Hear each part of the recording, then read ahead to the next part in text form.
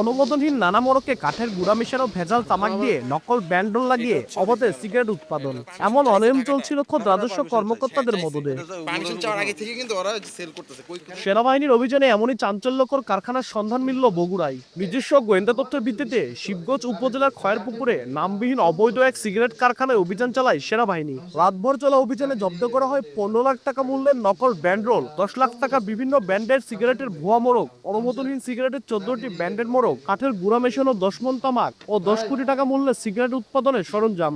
এ সময় কারখানার মালিক শাহিনুর রহমান পালিয়ে গেলেও আটক করা হয় 2 নারী সহ 5 কর্মচারীকে। পরে ভ্রাম্যমাণ আদালতে 2 লাখ টাকা জরিমানা দিয়ে ছাড়া পান তারা। কর্মচারীদের দাবি, রাজস্ব কর্মকর্তাদের উপস্থিতিতে অবৈধ কারখানায় সিগারেট উৎপাদন হতো, যার সত্যতাও মিলে।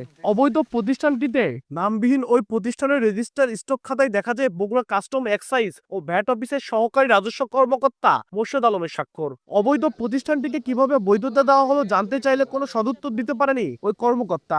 সিল কালার খুলি দেয়, তারপরে আমরা ডিউটি দিই। উনি আবার যখন বন্ধ করে 5টা 5:30টার দিক উনি সিল কালার করে বন্ধ করি, আমরা তখন চলে যাই। এগুলো যে অবৈধ আমরা জানতাম না, কিন্তু কালকে এসে আমি একদিন ডিউটি করছি, এখন এসে শুনতেছি এগুলো অবৈধ।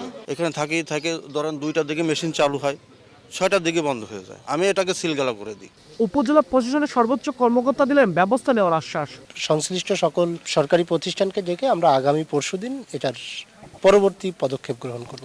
অভিযান শেষে নামবিহীন অবৈধ প্রতিষ্ঠানটি সিলগালা করেন ভ্রাম্যমাণ আদালত। সেনাবাহিনীর ক্যাপ্টেন জানে আলম সাদিব ও লেফটেন্যান্ট আলফাহাদ অভিযানে নেতৃত্ব দেন। আব্দুল আউয়াল, সময় সংবাদ, বগুড়া।